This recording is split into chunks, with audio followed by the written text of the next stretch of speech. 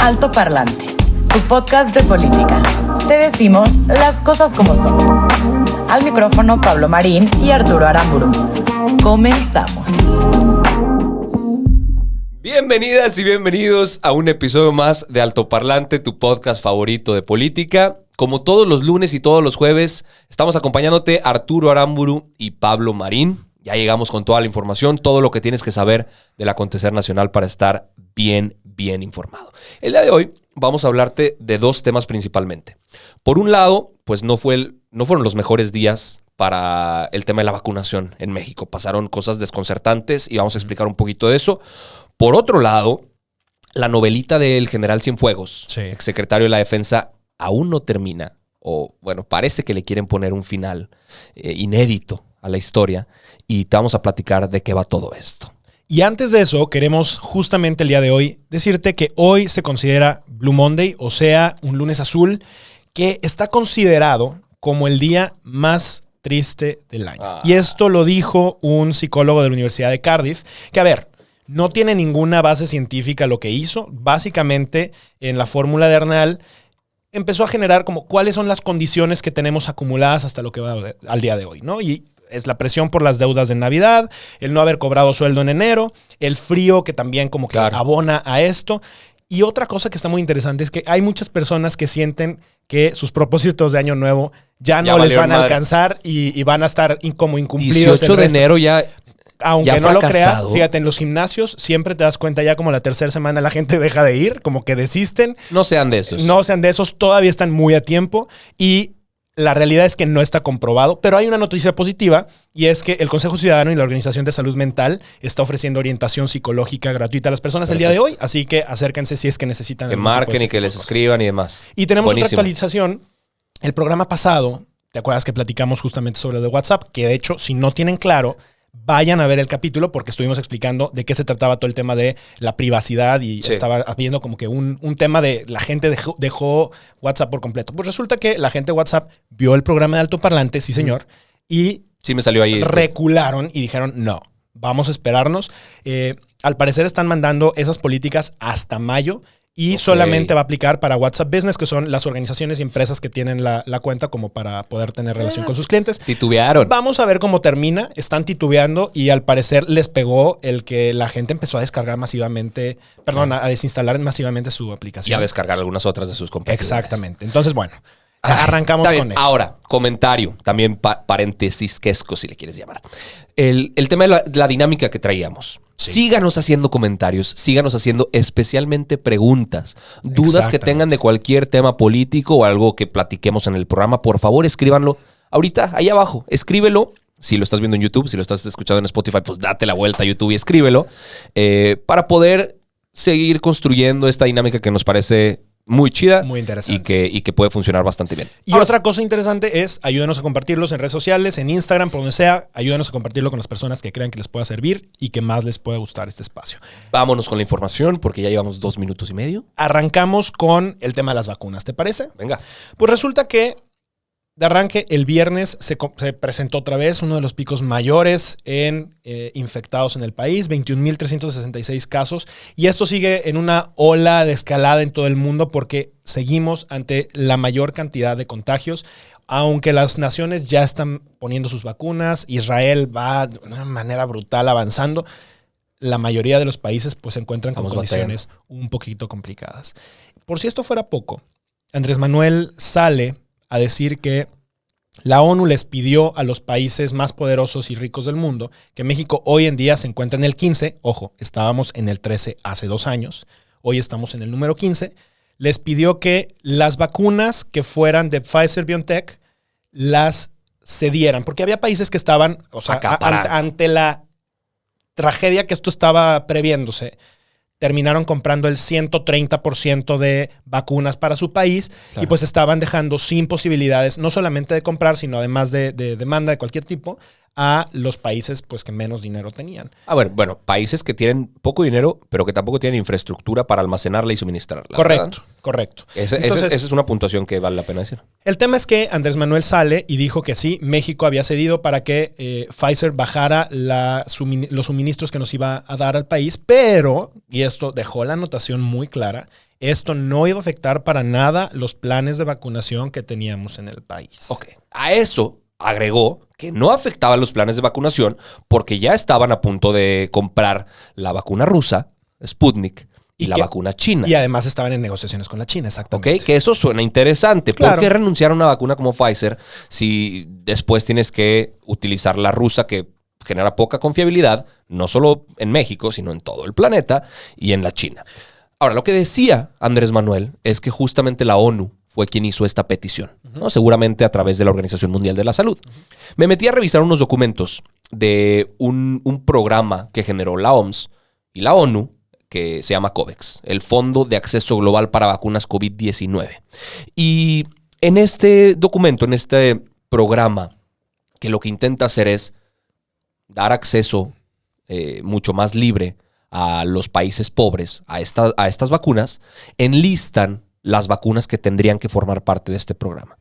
Y genera sospechas que en ningún momento mencionan la vacuna de Pfizer. En ningún momento.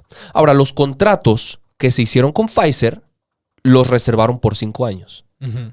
Porque eran negociaciones abiertas, esto fue lo que dijeron, son negociaciones abiertas y pueden poner en riesgo, pues, transparentar la información. Que ojo, esto no sucede en otros países. En otros países eso es completamente abierto, es conocido por todos.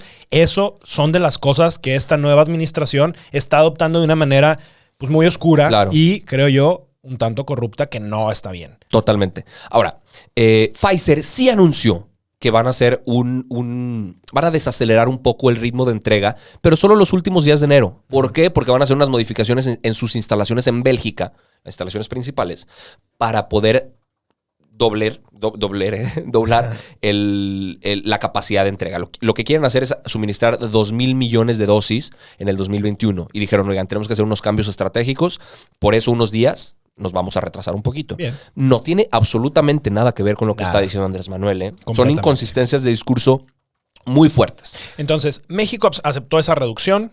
Vamos a ver realmente si no hay algo atrás que no nos estén contando. Pero, por otra parte, hubo otro escándalo. Claro. Y resulta que, por si eso fuera poco, Miriam Esther Veras Godoy, directora del Centro Nacional para la Salud de la Infancia y de la Adolescencia, y de quien dependía justamente el Plan Nacional de Vacunación, una de las creadoras de todo el Plan Nacional de Vacunación. Jefa de vacunación. Sí, estaba justo ella a cargo de todo eso. Pues resulta que renunció. Renunció en uno de los momentos más álgidos, en uno de los momentos más delicados del sistema de vacunación. Y ¿qué dijeron? ¿Por qué renunció? Por motivos personales. Como todas las renuncias que se han dado por motivos personales, ojalá que realmente dé a conocer sus motivos reales. O sea, yo no creo que esa sea una realidad. Yo creo que hay muchísimas otras causas, como en todas las renuncias que ha habido en esta administración. Lo hemos dicho tú y yo aquí en el programa. En política no hay coincidencias. No, claro que no. Y que el mismo día, en menos de 8 horas después de que Andrés Manuel anuncia que siempre no vamos a recibir las vacunas que teníamos planeadas de Pfizer, que renuncie la jefa de vacunación, es una señal de alarma. Y a eso le abonas que hubo 2 escandalitos fuertes que estuvieron sacudiendo el fin de semana. Por una parte, el tema de los brigadistas, ¿no? Claro. Las brigadas que están conformadas por 4 servidores de la nación, que ahorita nos cuentas tú un poquito sobre quiénes son estos servidores de la nación, porque así se llama nada más. 4 militares, un médico, un enfermero y 2 voluntarios. Y estos van con 200 vacunas y vacunan a 200 enfermeros o enfermeras y doctores o doctoras, ¿no? Claro. La realidad es que se empezó a ver cómo estaban vacunando a estos servidores de la nación, que luego empezaron a llamar los siervos de la nación, que son unas personas que traen un chalequito del gobierno federal y van para todos lados con esto. Sí. Ahora, ¿a qué se dedican estos servidores de la nación? ¿por qué causan controversia y por qué molestan? Los servidores de la nación son aproximadamente 18,000 personas que van a coordinar, como tú bien dices, la aplicación de las vacunas. Pero ¿a qué se dedican ellos? O sea, ¿por qué les pagan? A ellos les pagan por hacer que lleguen los programas sociales a todo el país. Esas son las personas que van tocando puertas para que las señoras mayores reciban su apoyo por tercera edad, que los jóvenes reciban su beca por no hacer nada. Este grupo se conformó y fíjate qué interesante, y por esto es la controversia, por integrantes que promocionaban el voto a favor de Andrés Manuel. O sea, lo que hacían era reclutar gente y que hubiera más militantes de Morena a nivel nacional. Están coordinados por Gabriel García Hernández, que fue el que coordinaba la estructura municipal, las estructuras municipales a nivel nacional de Morena para afiliar votantes. Que a ellos se les permita coordinar la aplicación de la vacuna, después de haber dicho y después de haber sospechado que la vacuna iba a ser utilizada electoralmente. Mira, deja tú que se les deje que participen dentro de este proceso si es que lo hicieran bien. Pero que se les vacune antes que a médicos, que se les vacune antes que a enfermeras, a enfermeros que están realmente exponiendo su vida todos los días con pacientes de COVID y en riesgo. Y además, ojo, somos el país en donde se han muerto la mayor cantidad de personal médico en el mundo. Sí. Entonces, que se le estén poniendo por encima a estas personas que no trabajan con personas que están enfermas de COVID, a mí me parece no solamente irresponsable, me parece un insulto a la labor que están haciendo de manera heroica médicos, enfermeros, enfermeras, todas las personas que participan dentro de los hospitales, ¿no? Entonces sale este escándalo que creo que es uno de los que abona hacia eso. Y junto con eso sale también en Tlapa Guerrero, empezaron a salir como algunas filtraciones, porque fueron en diferentes estados donde empezaron a filtrar los videos de los las personas de los servidores de la nación que estaban siendo vacunados. Y además de esto, resulta que encuentran que una regidora le empiezan a aplicar vacunas porque era médico, pero no ejerce. Claro. Parte de Morena también, ¿no? Claro. Empezaron a salir todo este tipo de cosas. La realidad es que ella está renunciando. No se saben las razones claras. Hay otros escándalos y es, pues sí, a los hospitales privados no se les está permitiendo, uno, ni adquirir vacunas y dos, no se les está vacunando ni a los médicos, ni a los enfermeros, ni a nadie de los que está participando dentro de esto. Que hubo una diputada que de manera muy errada también de Morena comentó que es porque ellos tienen un sueldo mayor. Los de hospitales privados ganan más. Su lógica fue esta. Los de hospitales privados ganan más y por eso pueden pagar un servicio de salud si es que se enferman. Tremenda estupidez. A ver, pero es que es de sentido común. Y esto lo hemos platicado tú y yo. ¿Y por qué no permitirle a los hospitales privados, a empresas privadas, que le ayuden al gobierno que es evidentemente insuficiente, que está evidentemente rebasado con su labor? Sí. A que puedan aplicarse vacunas. Habemos muchas personas que quisiéramos vacunarnos y que no estamos en el radar de vacunación de todo este plan y que definitivamente estaríamos interesados en pagarlo y que las personas que no puedan pagarlo lo sigan haciendo por el sistema y de hecho tengan más posibilidades de ser vacunados porque no estemos estorbando personas que por otra parte pudieran pagarlo, ¿no? El gobierno no quiere que les quiten la ventaja competitiva de ser quien suministre la vacuna. Pero es que esa ventaja competitiva solamente es ventaja competitiva si la ves de manera política. Claro. ¿Te fijas? No, por supuesto. A ver, piensa mal y acertarás. Claro. En una de esas, la idea es aplazar la llegada de las vacunas para que toque justo en periodo electoral. Está terrible porque fuera de eso, o sea, a ver, si tú lo ves por el sector económico, el que no tengamos vacuna nos está afectando. Una prueba de coronavirus es 3 veces más cara que una vacuna. El doble más caro ni pruebas ni vacunas aquí, ¿va? Bueno, pensemos que, o sea, se está aplazando nada más. Lo único que estamos haciendo es tener que aplicar más pruebas por más tiempo que nos está costando. Entonces, aquí el tema está muy feo y obviamente esto genera una escalada en donde el tema económico no se puede... Los restauranteros en este momento están sufriendo de manera terrible. Los cines, los centros comerciales, todo el mundo está en este momento en momentos muy críticos y lo único que estamos haciendo es aplazar esta agonía. Claro. A ver, somos el país que peor ha manejado la pandemia. El que menos apoyos ha dado para enfrentarla. A nivel mundial. El que menos vacunados ha tenido hasta ahora, de la zona por lo menos. Se nos compara con Haití. Y de los que más muertos tiene. ¿Por qué la ONU nos estaría pidiendo vacunas? ¿Por qué no cambiar la estrategia que actualmente se lleva? O sea, ¿por qué mantener esa necedad de seguir pensando que, uno, el uso del cubrebocas no es la única solución que hoy tenemos a la mano? Claro. A ver, la gente sabe que nosotros repetimos el tema de los cubrebocas y en su casa dirán, pues estos güeyes ni traen, ¿va? Todo el día. Todo el tiempo día traemos el lo traemos cubrebocas. puesto. Y sí, en Nos el lo programa quitamos nos lo para grabar. quitamos porque es un tema que no se escucha igual de bien, pero todo el día. Es un tema de conciencia y es un tema en el que necesitamos que la gente se sienta parte de esta iniciativa como algo que sí podemos hacer. Que el presidente siga insistiendo en no traerlo. Es una señal súper equivocada. Le servimos más sometidos. Le servimos más Qué terrible. en nuestras casas. Bueno, vamos a cambiar de tema. Vámonos al tema de Cienfuegos. Sí. Porque es bastante información y en El casa, tiempo viene. en casa se van a quedar fríos, güey, con este tema. ¿Dónde va la novelita de Cienfuegos? Si quieren, podemos hacer un breve recuento de la narrativa que ha tenido esta historia. Capturaron a Cienfuegos en Estados Unidos, recordaremos, en California. Morena, ¿te acuerdas? Celebraron el triunfo, dijeron, por fin Capturaron a este hombre que es parte de la este mafia, sujeto ya sabes. que Peña Nieto seguramente va a hablar contra Felipe, seguramente va a hablar contra Sí. Enrique. Dijeron que AMLO ya tenía conocimiento de que iba a ser detenido. Sí. ¿Te acuerdas? Cuando parecía que no. Exacto. Que de hecho hay todo un capítulo explicando esto a fondo y a detalle. Váyanlo a buscar si es que quieren un poquito más de información, pero igual seguimos. Dijeron que era un gran paso, ¿no? Para enjuiciar a los corruptos del PRI y del PAN. De repente se nos olvidó Lozoya, porque ya estaba Cienfuegos, ¿no? Y Genaro García Luna. Y Genaro García Luna, y se nos siguen olvidando. Pidieron su extradición a México para enjuiciarlo acá.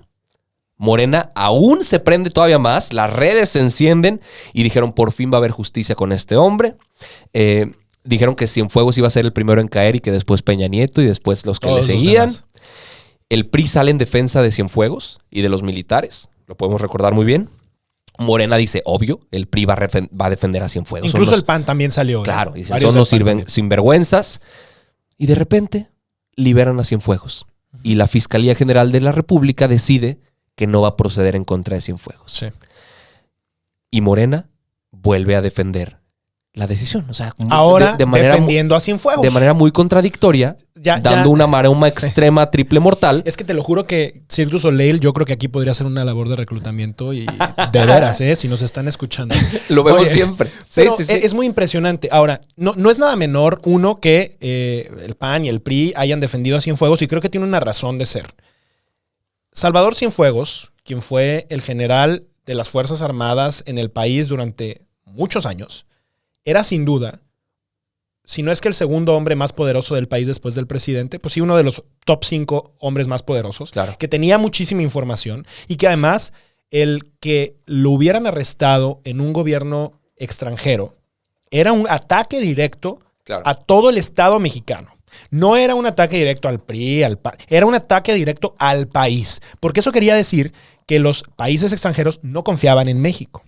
Finalmente, después de mucha presión, el gobierno mexicano pide su extradición. Correcto. Lo traen junto con una A ver, carpeta. piden su extradición prometiendo seguir la investigación acá. Correcto. Y una investigación que, dicho sea de paso, el gobierno estadounidense, la DEA, que es el control de drogas de Estados Unidos, la agencia de drogas, antidrogas, Ujú.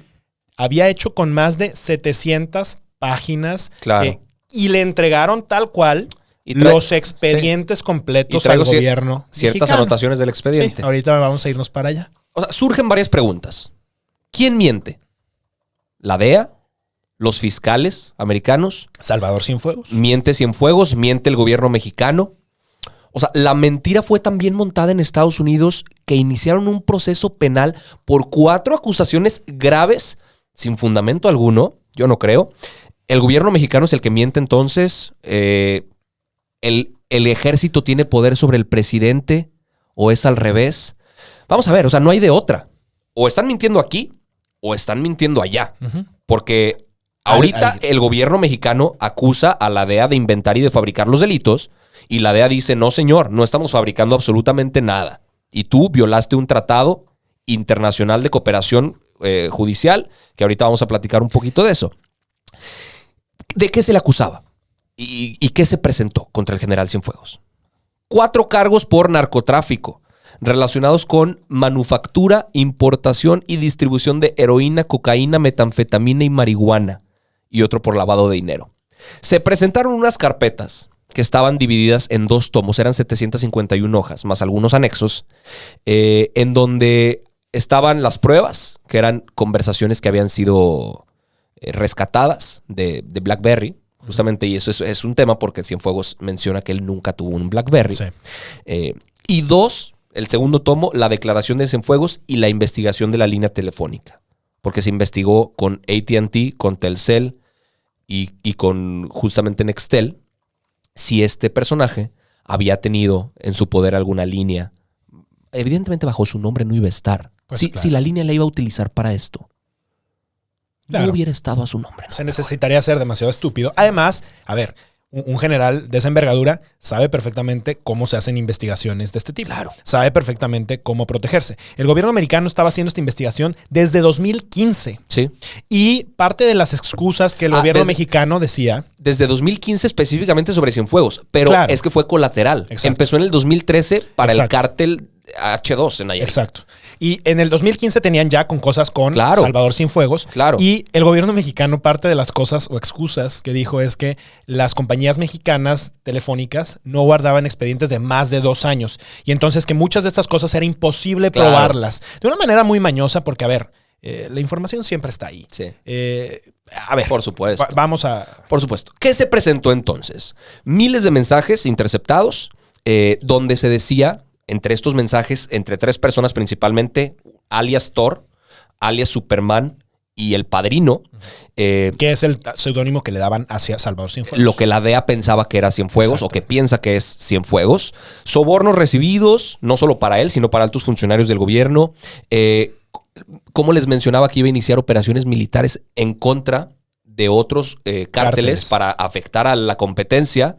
Les decía dónde había transporte marítimo para mover droga, los conectaba con otros funcionarios, los informaba sobre investigaciones, o sea, el famosísimo pitazo, les daba pitazos sobre investigaciones. Y lo que la fiscalía dijo, lo que la fiscalía decidió decir fue, oigan, pues hay inconsistencias en lugares y fechas, este cuate no usaba BlackBerry, él tiene un grado de maestría, entonces no haría tantas faltas de ortografía y no utilizaría ese lenguaje. Bueno. Entonces, por conclusión, no es él. Le acusaron indebidamente y le fabricaron los delitos. Ahora, en todo este expediente, justamente en las primeras hojas dice que tienen testigos y pruebas físicas, que lo que compartieron a México era para que ellos continuaran con la investigación, no para que la tiraran a la basura. Claro. Hablamos con una amiga abogada y ella nos explica, a ver, nosotros no tenemos gran Que por conocimiento cierto, de leyes. gracias siempre por todo el Sí. apoyo, porque por eso te queremos mucho y esto nos sirve mucho. Y ella nos dijo, hay 4 formas de terminación de investigación. Abstención de investigar, archivo temporal, criterios de oportunidad y no ejercicio de la acción penal. Esta cuarta fue justamente la que eligieron, la que decidieron utilizar después de que se especulara tanto sobre qué iba a pasar con este señor, sobre judicialmente qué iba a suceder. En Estados Unidos estaban apenas en la audiencia inicial, donde le leían los cargos por los cuales se le estaba imputando. Estaba comenzando el juicio. No ejercicio de acción penal quiere decir que no llegaron ni siquiera al tema de la investigación. Es decir, el gobierno mexicano no solamente recibió los 751 páginas en 2 tomos, sino que no quiso ni siquiera abrirlos, no quiso ni siquiera meterse a las tripas para solicitar información y ponerse a investigar cómo podía funcionar esto y cómo realmente tener más cosas. Y simplemente sobreseyó el caso, que fue básicamente desechar el caso y decir, pues ahí luego vemos y a ver qué pasa. O ahí nunca. O ahí nunca. ¿No? A ver, la DEA, que es justamente a quien están acusando de fabricar este caso, puede hacer sus investigaciones, pero quien acusa formalmente son los fiscales. Y les vamos a platicar quién fue uno de los fiscales que estuvo involucrado en este caso. Se llama Richard Donoghue, fiscal de Nueva York. Se le conoce por algunos de sus éxitos, y seguramente lo recordarán, haber acusado a Genaro García Luna, haber acusado a Keith Raniere, el cuate este de la secta esta sexual Sí. Que ahorita está en prisión, y por haber acusado al Chapo Guzmán. Este hombre no se equivoca. No, Este hombre no cae en juegos. Y lo hace bien. Lo hace bien, tiene sus antecedentes y tiene su récord, ¿no? Ahí. Y como yo mencionaba, iba en la audiencia inicial, en la que se le leían los cargos. Y el caso ahorita aquí en México Ya. está en un cajón Sí. o en la basura. Sí. Está completamente desechado. Ahora, sobre su patrimonio. Me metí hace ratito al portal donde se lee el tema de los patrimonios de todos los funcionarios públicos. Lo pueden buscar por ahí. La UIF no hizo ningún pronunciamiento sobre el enriquecimiento de este señor. No se investigaron sus bienes, no se investigaron sus cuentas. Lo que pasa es que el gobierno decidió no investigar nada. Y solamente creyendo en su palabra de decir, es que yo nunca tuve un BlackBerry. Es que yo tengo buena ortografía porque tengo una maestría. Solamente Claro. creyendo en esas cosas, resulta que Claro. no solamente dejarán libre a este personaje, sino parece que quedará impune y quedaremos como Ese estúpidos es el ante tema. un gobierno que estaba intentando ayudarnos para tratar de esclarecer este tipo de cosas. Ese es justamente el tema. ¿Por qué indigna el caso de Cienfuegos? Porque da vergüenza vivir en un país así. Claro. En un país donde no existe la justicia. En un país donde, tú lo pusiste el otro día en Instagram, donde es más probable que te vayas a la cárcel por robar una manzana que por ser parte de una red de narcotráfico. Claro. Y donde ni siquiera deciden investigarte. Ahí andan como si nada los Peñas, los Salinas, los Odebrecht. Nadie habla. Sí. Nadie dice nada. Y se nos olvidan. Fíjate, Marcelo Ebrard, cuando este tema empezaba a agarrar vuelo, dijo específicamente, sería un suicidio perdonar así nomás al general Cienfuegos. Pues, ¿qué crees? Resulta que nos suicidamos contra el país que tenemos la mayor relación comercial, nos suicidamos contra una de las agencias antidrogas que más le ha ayudado al país para poder combatir justamente este tipo de cosas. Pero claro, no es sorprendente cuando el presidente de México se baja de su camioneta para saludar de mano a la mamá del narcotraficante más poderoso de todo el país. Claro. No es justamente una casualidad que este tipo de cosas estén pasando en México. Y sí, este tipo de cosas en política no son coincidencia. Y estamos empezando porque en 2 días va a ser la toma de protesta De Joe Biden y Kamala Harris. Justamente empezando el año con temas súper álgidos, con temas en donde la relación ya empezó desgastada, ya está en negativos, ya está muy mal. Totalmente. A ver, y terminando de fregarla, bajo la premisa de que son un gobierno transparente, decidieron abrir y hacer público el expediente que les envió el Departamento de Justicia estadounidense. O sea, Esto es más que traición. supuesta O sea, transparencia. A eso ver, es traición.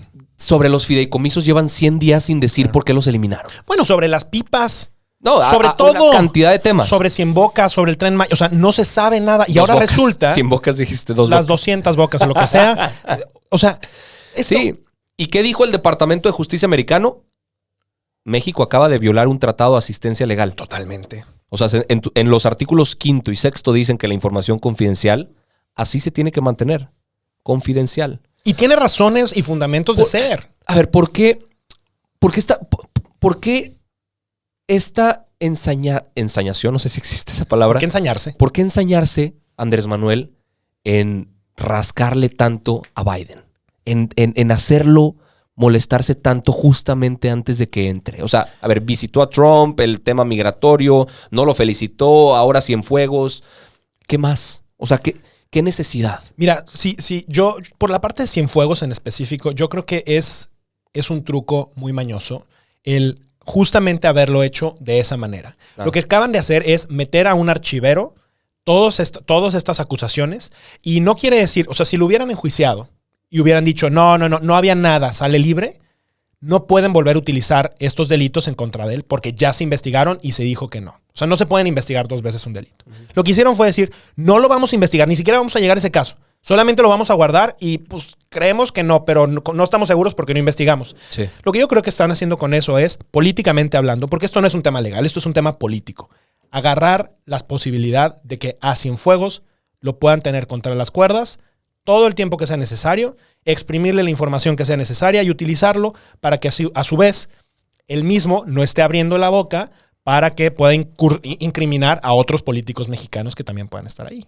O, por otro lado, Andrés Manuel se dio cuenta que Cienfuegos, más que tener pruebas sobre los pasados, tiene pruebas sobre los presentes. Eso estaría durísimo. Sobre parte de las Fuerzas Armadas y sobre otros funcionarios. Y ese cálculo no les habría salido nada bien. O el ejército tiene más poder que Andrés Manuel en el país. Y le dijeron qué hacer. Tómala. Vamos a ver. Ojalá que, este tema vaya solucionándose y vayamos sabiendo qué es lo que... Claro, veamos cómo procede también Estados Unidos, porque dijeron que podrían en una de esas volver a iniciar la investigación. Esto no va a quedar así. Vamos a ver, los vamos a mantener al tanto. Ahora, creo que ya no hay tiempo para contestar las preguntas de esta semana, pero pues lo hacemos, ¿no? Sí, alcanzamos, nos aventamos, nos aguantan. Sí. Venga, le damos. Bueno, pues tenemos una pregunta de by Mamomo Dark, que justamente nos pregunta cómo vemos la democracia en México.